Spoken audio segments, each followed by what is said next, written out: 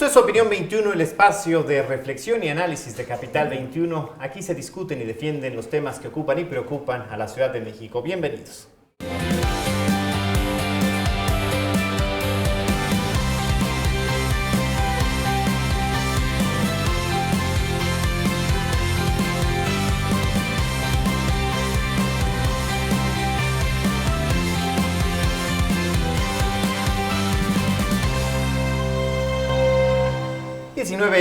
Reconstrucción social es el tema de esta noche en Opinión 21 y para discutirlo, para abordarlo, nos acompañan dos personalidades a quienes me permito presentar. Él es el licenciado Iván Ulises Martínez Hernández, él es psicólogo, subdirector de Psicología del Consejo Ciudadano de Seguridad Pública y Procuración de Justicia de la Ciudad de México.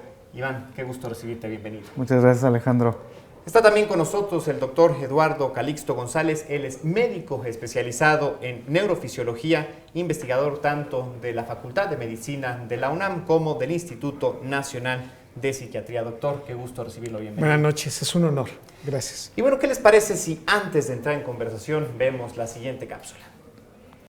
Miedo y ansiedad son dos sentimientos recurrentes entre los mexicanos tras los sismos de los pasados 7, 19 y 23 de septiembre que afectaron no solo a la Ciudad de México, sino también a los estados de Chiapas, Guerrero, Estado de México, Morelos, Oaxaca, Puebla y Tabasco, y que dejaron por lo menos 471 personas fallecidas y miles de construcciones dañadas. Cambios en el estado de ánimo, nerviosismos, zozobra, temor, tristeza e insomnio son algunas de las manifestaciones que han alterado el curso diario de nuestras vidas. Si bien especialistas coinciden que se trata de reacciones normales, advierten de la importancia de atender oportunamente el estrés postraumático para así evitar mayores daños a la salud. Iván, ¿son entonces normales estas manifestaciones? Sí, pues después de lo que ocurrió y que vivimos, el sistema y todo nuestro cuerpo se activó, ¿no? De alguna manera, pues por todo el fenómeno que estuvimos viviendo el 19 de septiembre. Entonces, todo eso hace que el cuerpo se prepare para hacer algo, ¿no? Se active, como cuando tú prendes tu coche, es para que empiece a rodar el motor y avance. Entonces, todos nos activamos, pero obviamente si esta activación perdura, para estar alerta, entonces ya podemos empezar a sentir pues estas partes de insomnio, de estar irritable, de preocuparse después del evento. Entonces todo esto es normal, pero hay un tiempo. Si hay ya más periodo, a partir del tercer día ya podríamos empezar a hablar del estrés agudo, y si se va hasta el mes, entonces ya es preocupante. Si te dura más de un mes, entonces ya podríamos hablar de estrés postraumático. Ya la otra semana vamos a cumplir un mes, entonces hay que estar revisando cómo nos estamos sintiendo. ¿Cómo lo explica la medicina? ¿Es una especie de trastorno, doctor? ¿Qué es? ¿Cómo hay que explicarlo? Yo lo que comento y de una manera muy práctica es que nuestro cerebro está adaptando muchos de estos eventos y las señales que nos llegaron en este momento del 19 de septiembre que compartimos nos hace sentirnos muy vulnerables. Entonces, el primer concepto es que después de estos eventos, todo pareciera ser un detonante peligroso o riesgoso. Cuando el cerebro experimenta estos elementos, lo que detecta es que todo nos puede hacer daño. Bien. Una de las circunstancias fundamentales es que nuestra atención se focaliza muchísimo. Y entonces, esta señalización amplifica, se magnifica. De tal manera que muchos de los elementos que nos van pasando, los vamos aprendiendo y se nos queda como si fuera una huella ya imborrable. Y esto es lo que pasa cuando entonces compartimos el estrés. La gran mayoría de nosotros, desde el punto de vista a nivel cerebral, es un cambio neuroquímico que entonces nos hace tener miedo para muchas cosas, la generalización de este proceso y la sensación de la vulnerabilidad y de que podemos estar perdiendo nuestra vida, nuestro entorno, claro, nuestras propiedades.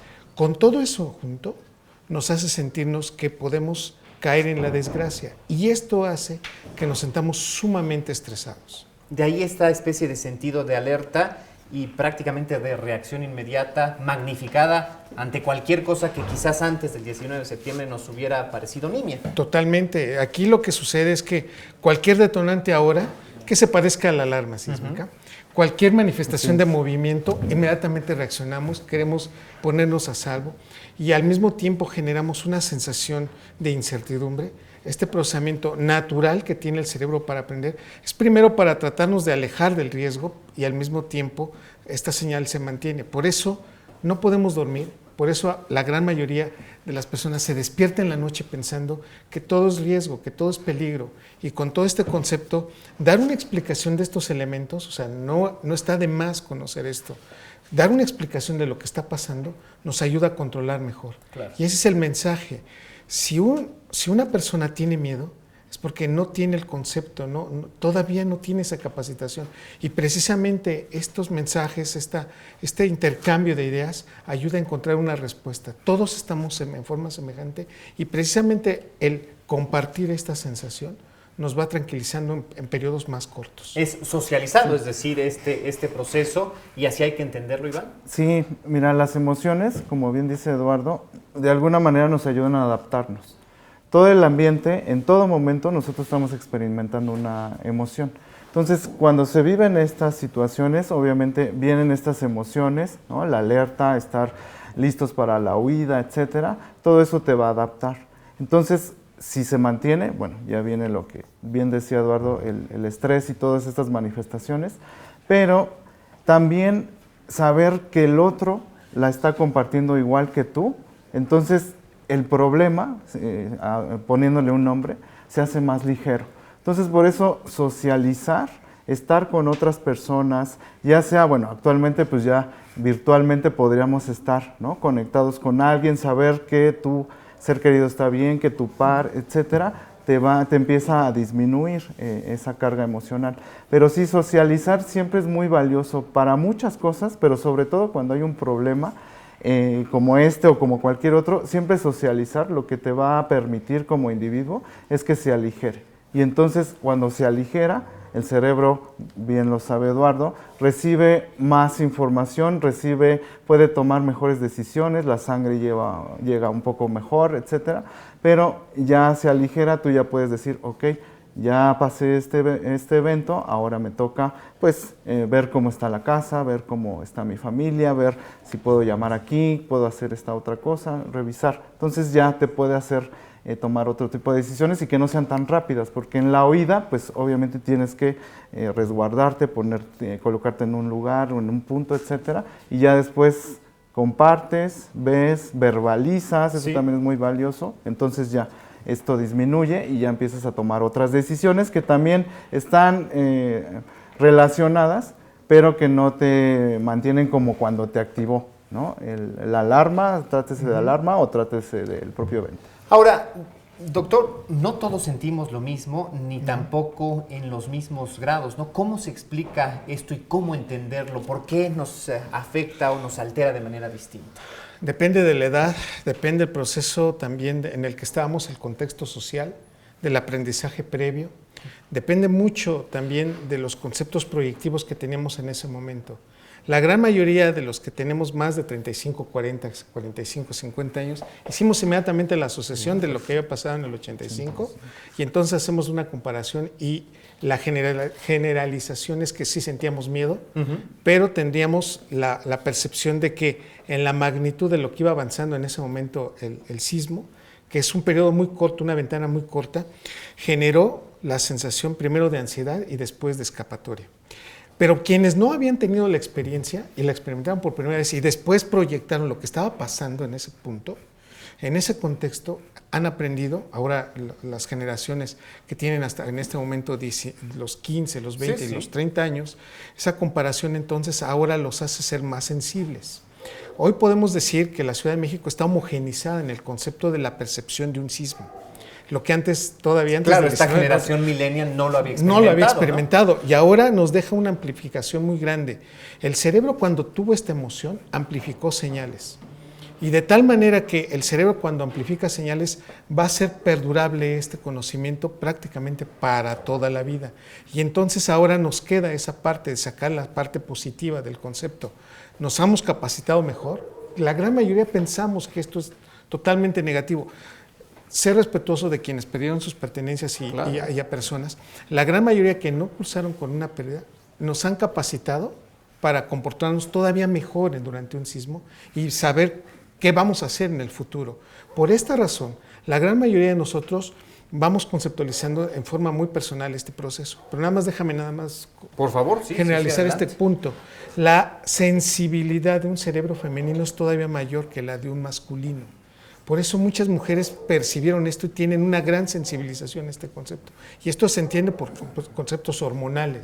Una mujer puede percibir mejor el movimiento e incluso proyecta más la emoción en términos generales que un varón que toma la decisión de nos salimos, lo abrazamos o cuidamos o me pongo a salvo de estos riesgos.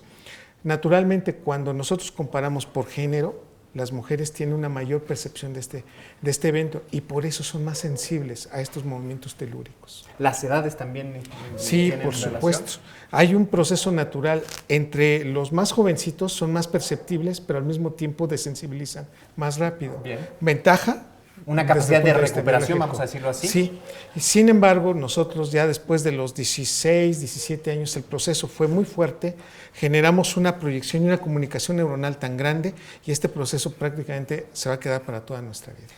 Iván, ¿es posible que alguien no haya sido, vamos a decirlo así, tocado? Es decir, que el evento le haya resultado prácticamente, no imperceptible, pero por lo menos que no haya dejado huella en él o ella. Claro. Mira, eso es muy poco probable, no podemos generalizar, obviamente, pero sí es muy poco probable porque como sociedad compartimos muchas cosas, ¿no? Y bueno, ya vimos lo que hicimos después del sismo, ¿no? Esto lo compartimos la mayoría de los ciudadanos y de los que estuvimos muy cerca del fenómeno, pero como sociedad, ante este tipo de fenómenos naturales, ahí la parte que se activa pues es la de la sobrevivencia. Entonces, o sea, tú puedes estar en tu rutina, en la oficina, en donde estés haciendo toda la cotidianidad, pero cuando este tipo de fenómenos te toca, entonces te volteas porque te volteas. Es decir, la emoción la sientes. Ya cómo tú la expresas, esa es otra historia, ¿no? Lo que decía Eduardo en cuanto a los hombres, las mujeres, eso también la cultura te impulsa, te ayuda de alguna manera, si podríamos decirlo así, en cómo el hombre puede verbalizar, cómo la mujer lo hace de una manera distinta, pero bueno, tiene también mucho que ver con la cultura, pero sí, te toca como individuo porque en ese momento tu integridad física está en peligro, ¿no? Entonces, todo la parte primitiva que tenemos en el cerebro para sobrevivir, esta parte de evolución cuando ya estamos socializando, todo, haz de cuenta que llega de momento, entonces tratas de resguardarte, pero ya después del evento entonces haces un tipo inventario, ¿no? ¿Qué fue lo que pasó? Se acaba de mover la tierra, estoy bien, etcétera. Bueno, algunas personas pues ya van a su cotidianidad, otros, bueno, pues por la magnitud, pues ya decidieron estar aquí, ir a ver a la familia, etcétera, pero es muy poco probable que alguien, pues, lo haya vivido y haya dicho, bueno, pues ya pasó, se me cayó una taza, ¿no? Sí. Entonces, es poco probable. Fíjate que en ese contexto, totalmente de acuerdo con lo que él dice, cuando más el cerebro experimenta control de las cosas, menos miedo tiene. Entonces, la gran mayoría de nosotros podemos tener miedo por circunstancias que no conocemos. Cuando ya las conocemos nos quita ese factor. Por eso el hecho de hacer, digamos, ensayos, claro, que lo habíamos hecho en la mañana y que muchos hasta lo tomamos de chance, de broma. En la tarde nos vino la anécdota totalmente distinta. El proceso es que después de esto queda muy claro que el aprendizaje te da conocimiento y ese conocimiento te ayuda a adaptarte mejor. Ahora, esto que decía Iván, la reacción, ¿es posible que alguien no esté manifestando alguna afectación y, vamos a decirlo así, la esté encubriendo y que pudiera resultar dañina o más peligrosa que de aparentarlo totalmente distinto? Totalmente. Estamos hablando alrededor del 15% de la población. O sea, estamos hablando que de 10 personas, uno en promedio te dice, sí, yo no tengo miedo, ¿eh? Te dice, no, hasta todo está bajo control. Y solamente lo vamos a valorar cuando ya se exprese o cuando se presente una formación semejante. ¿Qué sucede con estas personas? Y sucede más cuando son individuos, son masculinos que tienen altos niveles de testosterona. Y estos individuos son muy poco reactivos, son muy refractarios a las emociones y naturalmente son por un momento pueden ser positivos porque son héroes en potencia, son, digamos, líderes en potencias situacionales, de que te dicen, hagan esto y acá. Estas imágenes de superhombres, ¿no? Supermachos, vamos a decirlo, como se ha manejado en los medios y como aparecieron. el estereotipo, ¿no? Se ha construido. Pero naturalmente esas personas eventualmente, y ahorita como estoy totalmente de acuerdo con lo que dice Iván, están ahorita en estos momentos ya empezando a manifestar inflamaciones, infecciones, trastornos, por ejemplo, para dormir, para comer. Y entonces nos damos cuenta que el haberlo engañado y el no haberlo afrontado con decirlo, tengo miedo, tengo una situación de estrés, realmente me siento mal, o haber parado, porque tan importante el hecho de trabajar y estar en tensión como descansar, ese proceso va afectando y sí se manifiesta. Y empieza la somatización en algunos sitios, algunas enfermedades empiezan a tener dolores o empiezan a manifestar algunas enfermedades que incluso ellos nunca habían manifestado. Por supuesto. También acuérdate de algo muy rapidísimo. Regularmente a los hombres la cultura no nos permite tanto verbalizar tu emoción, ¿no? Yo y a la lloro, mujer yo no sí, tengo miedo. exactamente. Ajá. Los hombres no pueden llorar, no pueden sentir emociones, o sea, es lo cultural, no porque esté prohibido, pero es lo cultural, eso te dice la cultura. Y las mujeres pueden llorar, pueden decir me siento así, pueden expresar más, entonces la cultura también, aunado a lo que dice Eduardo, también va empujando, entonces quien puede manifestar más este tipo de afectaciones en su cuerpo, pues regularmente somos más los hombres, ¿no? De alguna manera. Doctor Iván, permítanos hacer una pausa. Lo invitamos a sumarse a esta conversación. Esta apenas comienza, ya sabe, puede hacerlo a través de las redes sociales. Si es por Twitter, utilice el hashtag Opinión21 a través de la cuenta @capital_21. También ponemos a su disposición nuestros números telefónicos. Aproveche los números que aparecen en su pantalla. Volvemos.